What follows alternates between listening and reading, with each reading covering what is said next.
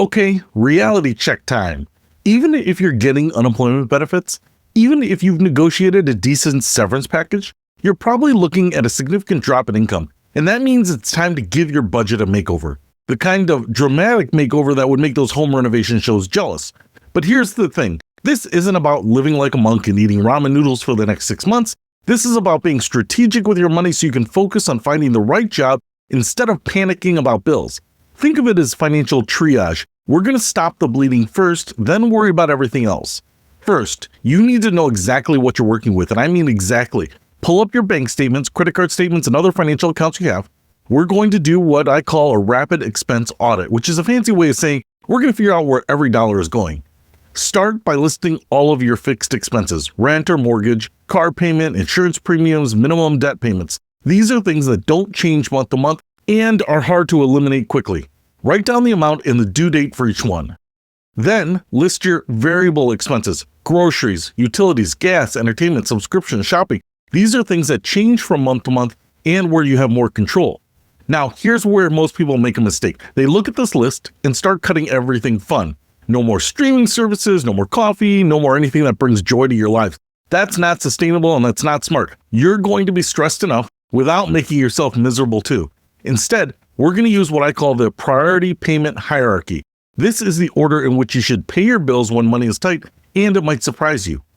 Priority number 1, housing and utilities. You need a place to live with electricity and heat. But notice I said housing, not necessarily your current housing payment. If your mortgage or rent is eating up more than 40% of your unemployment income, we might need to have a conversation about temporary alternatives.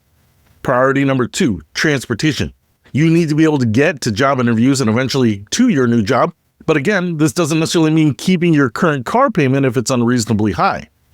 Priority number 3, food and essential medications. You need to eat and stay healthy, but we're talking about groceries here, not restaurants. Priority number 4, minimum payments on secured debt. This is debt that's backed by collateral like your car loan or mortgage. Missing these payments could result in losing your stuff. Priority number 5, insurance premiums. Health insurance is non-negotiable. You might be able to temporarily reduce coverage on things like your car or adjust deductibles. Priority number 6, minimum payments on secured debt.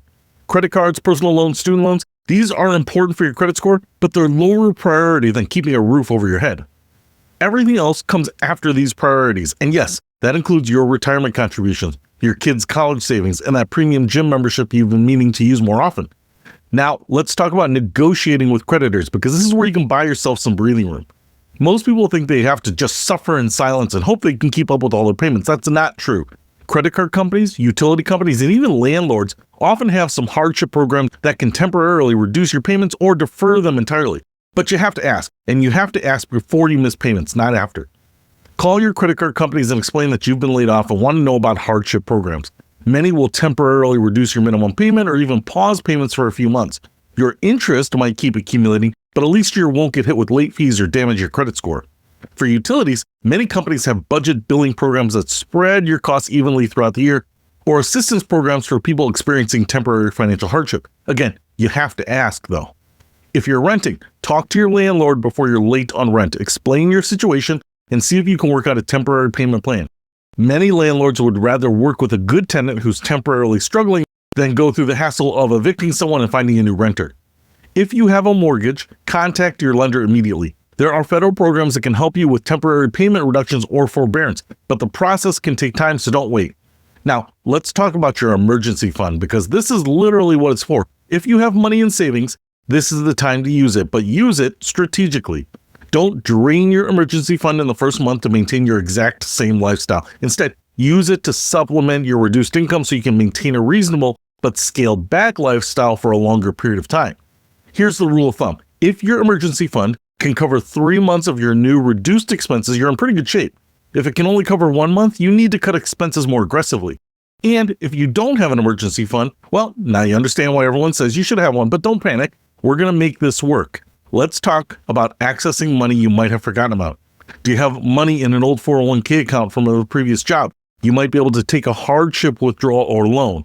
It's not ideal because of taxes and penalties, and I'm generally not a big fan of taking retirement money out for anything other than retirement, but it's better than defaulting on critical expenses.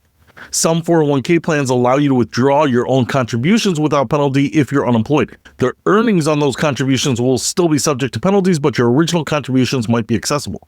You might also be able to access the equity in your home through a home equity line of credit, though this takes some time to set up and isn't great if you're unsure about your employment prospects. Now, let's get practical about cutting your expenses.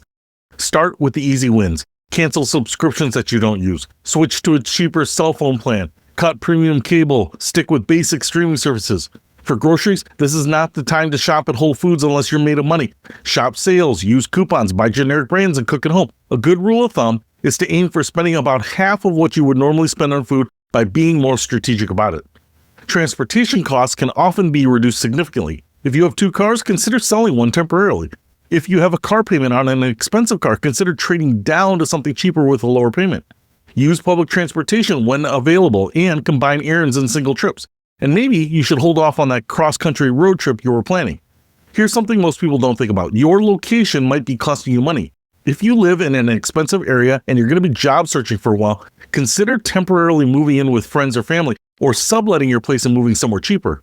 This isn't giving up on your life. This is being strategic about your resources so you can get back on your feet faster. Let's talk about healthcare costs because this is where people often panic and make expensive mistakes. If you're paying for COBRA, look into whether you qualify for subsidies on healthcare.gov. Depending on your reduced income, you might get significant help with the premiums. Consider switching to a high deductible health plan with a health savings account if you're generally healthy. The premiums are lower and you can use the HSA for qualified medical expenses. For prescription medications, look into generic alternatives, pharmacy discount programs, and manufacturer coupons. Many drug companies offer assistance programs for people with reduced incomes. Now, here's something important. Create a bare bones survival budget. This is your absolute minimum monthly expenses, what you need to survive if everything goes wrong and you're unemployed longer than expected. This budget should include only housing, utilities, minimum food costs, essential transportation, health insurance, and minimum debt payments. Everything else is optional. Knowing this number will help you sleep better at night because you'll know exactly how long your money will last in a worst-case scenario. But here's the psychological part that's just as important as the math. Don't make yourself miserable. Budget for some small luxuries that keep you sane. Maybe it's a monthly coffee date with friends, or keeping one of your streaming services, or buying good shampoo instead of the cheapest stuff possible. The goal is to create a budget that you can actually stick to, not a budget that makes you feel deprived and stressed. A little bit of reasonable spending on things that matter to you is better than a draconian budget that you abandon after 2 weeks. And finally, keep tracking your expenses during this period. It's easy to let spending creep up when you're just stressed or bored. Set up automatic alerts for your bank account balances. Use a budgeting app, or just check your account balances daily. Remember, this is temporary. You're not permanently downsizing your life. You're temporarily adjusting your spending to match your temporary income situation. Every dollar you save by being strategic now is a dollar that buys you more time to find the right job instead of just any job. In our next module, we're going to talk about the actual job search process, because now that you've got your finances under control, it's time to focus on getting back to work. And there are definitely right ways and wrong ways to look for a job when you're unemployed.